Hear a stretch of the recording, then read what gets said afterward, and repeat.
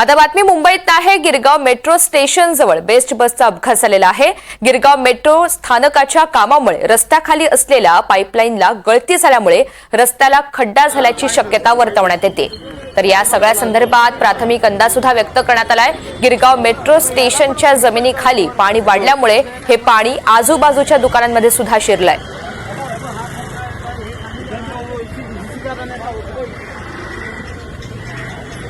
दरम्यान गिरगाव इथे नव्यानं बनत असलेल्या मेट्रो स्थानकाजवळ रस्ता खचल्यामुळे बेस्टची बस या खड्ड्यामध्ये अडकून पडली होती।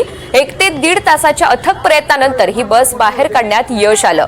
असं असलं तरी नागरिक मात्र संताप व्यक्त करतात आणि याचाच आढावा घेतलाय आमच्या प्रतिनिधी भाग्यश्री प्रधान यांनी। आता आपण आहोत गिरगावला आणि आपण बघतोय एक रस्त्याला मोठं भगदाड पडलेलं पाहायला मिळतंय। खरं तर बाजूलाच गिरगावचं नवीन मेट्रो स्टेशन उभं राहतंय आणि त्याला लागूनच हा भगदाड पडलेला पाहायला मिळतोय। हा रस्ता पूर्णपणे खचलेला पाहायला मिळतो। खरं तर हा रस्ता जो आहे तो BMCच्या अंतर्गत येतो। मात्र असं असलं तरी नागरिक जे आहेत त्या परिसरातले ते देखील संतप्त झालेले आहेत, कारण त्यांचं असं म्हणणं आहे की BMC कायमच काम करत असते, मात्र हे जे काम आहे हे अर्धवट करते आणि त्याच्यामुळे या सगळ्या प्रश्नांना सामोरं जावं लागतं। इथे काही नागरिक देखील आहेत, आपण त्यांच्याशी बोलूया की नेमकं काय झालंय। काही प्रत्यक्षदर्शी असतील तर त्यांना देखील विचारूया। सर, नेमकं काय झालेलं आहे, कशा पद्धतीने ही घटना घडली? सकाळी 9 वाजता 121 नंबरची बस ते रस्ता खचल्यामुळे ती बस खड्ड्यात गेली आणि एक 1.5 तास या तिथे होते। त्यानंतर त्यातले प्रवासी ते सुखरूपपणे बाहेर काढण्यात आले आणि मग त्यानंतर प्रशासनाने त्वरित कारवाई करून इथे लोकांना मदत केली आहे।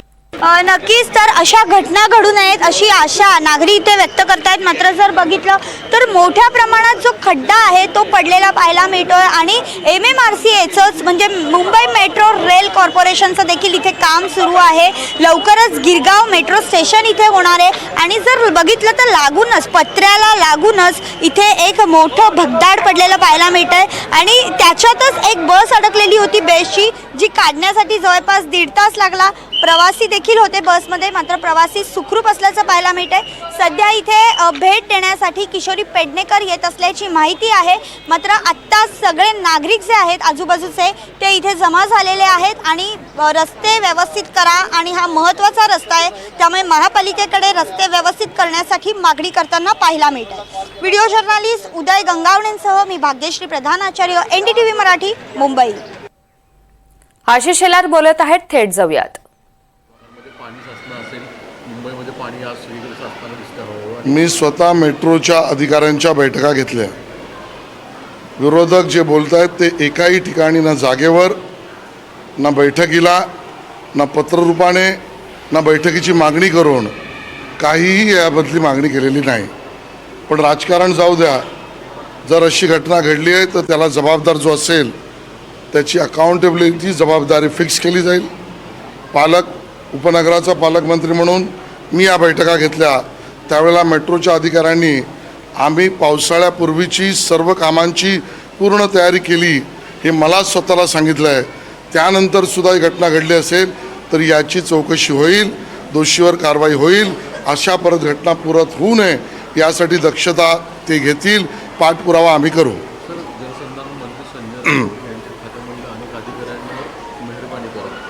अधिक कार्यकाळ दिला जातो आणि याच्यावर भाजपचे आमदार आरोप करताना दिसत आहेत। कशा स्वरूपामध्ये मला याची माहीतच नाही। सर, दुसरं की जे चौथारा म्हणजे छत्रपती शिवाजी महाराजांचा चौथारा खचला कोकणामध्ये लीड होते इथे, तो परत एकदा दुरुस्त करण्यात आला, तो परत एकदा कामावर उपस्थित होतोय। मला वाटतं चौथारा खचला यापेक्षा तिथे जो पडलेला, ज्याला आपण तांत्रिक अडचणी आहेत त्या दूर करून आपण काम केलेलं आहे। काम मजबूत असेल। आता पडलेला जो खड्डा आहे तोही भरून त्याचाही योग्य निपटारा केला जाईल असं मला वाटतं। राज ठाकरे आणि CMची भेट झाली होती, ती भेटीवरून राऊतांचं असं म्हणणं आहे की बाबा ठाकरेंना भेटायला CMने एवढं का जावं? मुळामध्ये राऊतांचं ज्ञान कच्चं आहे।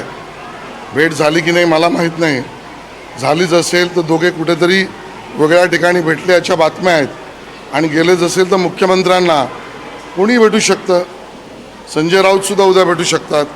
त्यामुळे मुख्यमंत्र्यांना भेटण्यावर ज्यांच्या बुद्धीत प्रश्न पडतात त्यांचा बुद्धिभेद झाला आहे का, हाच माझा प्रश्न आहे.